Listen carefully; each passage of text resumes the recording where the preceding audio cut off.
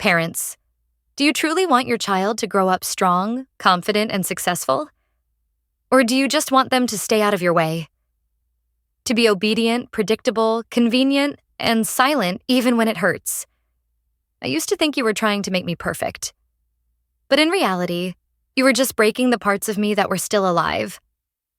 Every time I tried to be a good girl, I lost another piece of myself. Because I was trying to fit in, not be me. As a child, I stayed with you because I had nowhere else to go. I was dependent, physically, emotionally. And it's sad how kids don't get to say, being with you hurts me. Sad that I never had a choice. You were so toxic. And to this day, I still don't understand why. I wasn't a difficult child. I didn't rebel. I didn't steal. I didn't cause scenes. I just existed. But even that, just being, made you angry. You wanted total control. Every word I said, every decision, every emotion, had to go through your filter. Like I wasn't a person, just a doll. Mom used to say I was nothing without her. Every time I tried to leave, she'd look at me and say, "Who are you without me?" "You're no one." And I believed her, because she was my mom. And moms don't lie. They don't want to hurt you.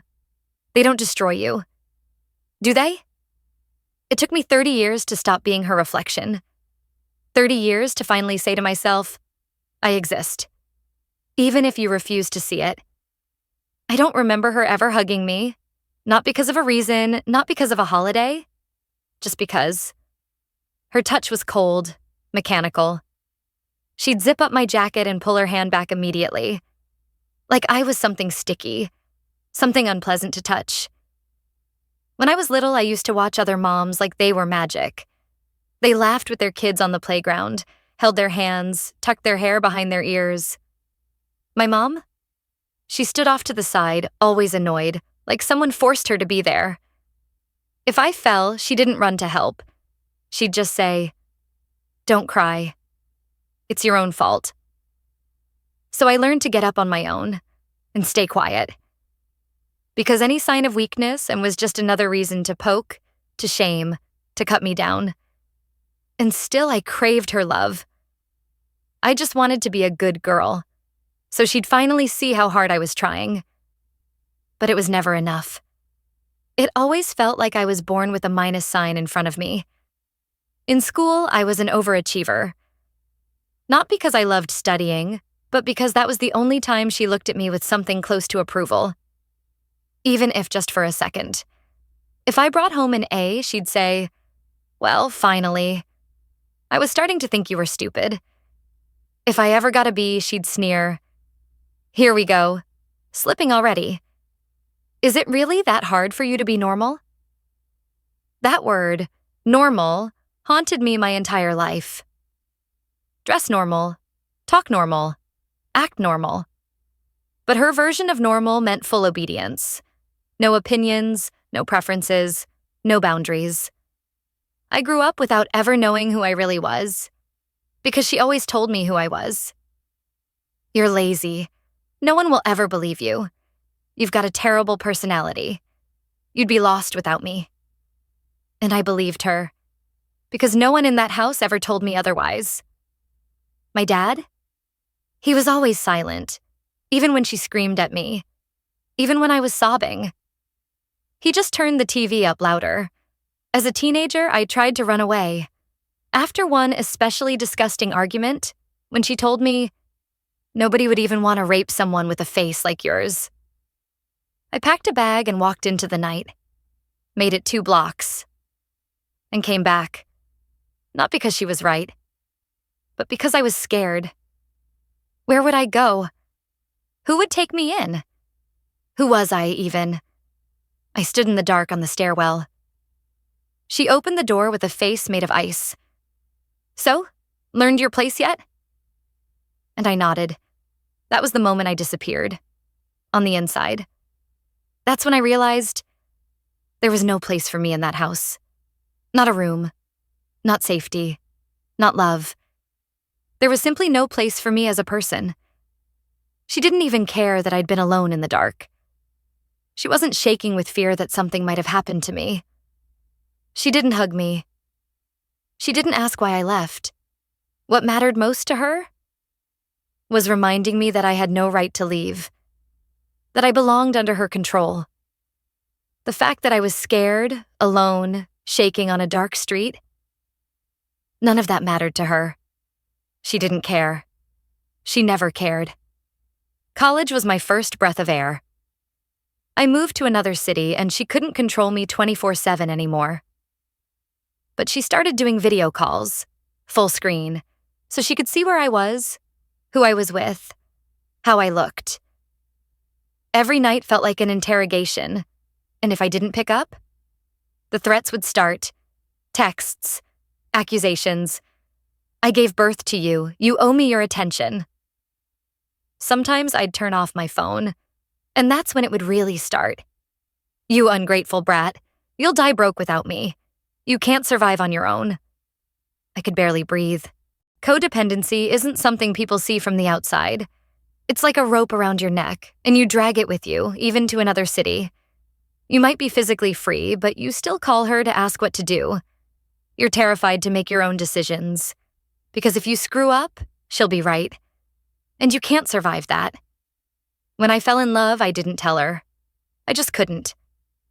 It felt like there were two women inside me. One, real, alive, wanting to love, to laugh, to feel. The other, her shadow, her voice echoing inside my head. You're too naive. All men are the same. He'll dump you in no time. When I finally brought him home, she destroyed him. Slowly, poisonously, smiling the whole time. Well, I wouldn't call him handsome, but hey, at least he doesn't drink, right? So, his family, are they normal or poor like us? Why did she do that to me? Why humiliate me in front of him? What was she trying to prove? Doesn't she want me to be happy? For the first time in years, I felt like someone actually liked me, like I mattered. And just like that, she crushed it all. With her words, her tone, that cruel little smirk. I still don't understand it. Why did it hurt her so much to see me cared for? Why, instead of support, was there always venom? He left after that. He told me, "You're a good person, but something's really off between you and your mom. I can't be part of that." And I was alone again. And my mom said, "See? I told you. You don't know how to choose without me." I didn't build a career because she'd say, "You're not a leader. You'll get fired right away. Don't embarrass yourself." I didn't travel. "You'll get robbed, raped. You can't even call a cab on your own." I lived by her script because anything else felt shameful. Shameful to be an imperfect daughter, shameful to make mistakes, shameful to live life my way. She'd shame me in front of relatives. Look at my niece, so accomplished. And this one? Always whining, never satisfied. And it hurt. And then I felt ashamed for being hurt. When my father died, I was already an adult. But I felt like a child who'd just lost the only adult left. He wasn't a good father, but he was the only buffer between us. After he was gone, she started calling even more. Every single day. "You're all I have left." And I believed her. I believed I couldn't leave her, that I owed her, that I had to stay. I took care of her when she broke her leg. I paid her bills when she lost her job. I sat through her breakdowns, her tantrums, her moods, and still she'd say, "You're selfish. You only think about yourself. You've never been a good daughter." And then I got sick. Seriously sick. I was in the hospital. I couldn't even stand. And guess who never came? She called and said, "I can't. I'm too stressed. You did this to yourself." That's when it hit me. If I had died, she would have told everyone I was the problem. She would have made herself the victim. Again. I lay there in that hospital bed and thought, enough. I'm not her extension. I'm a person, and I don't need to prove I'm worthy of love, not to her. I started therapy. Tiny steps. At first, I just stopped answering every call.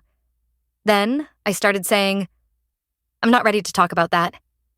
That's not okay with me. It was terrifying, because in my head, her voice still echoed, no one wants you. Without me, you're nothing. But I knew the truth. That voice, it wasn't mine.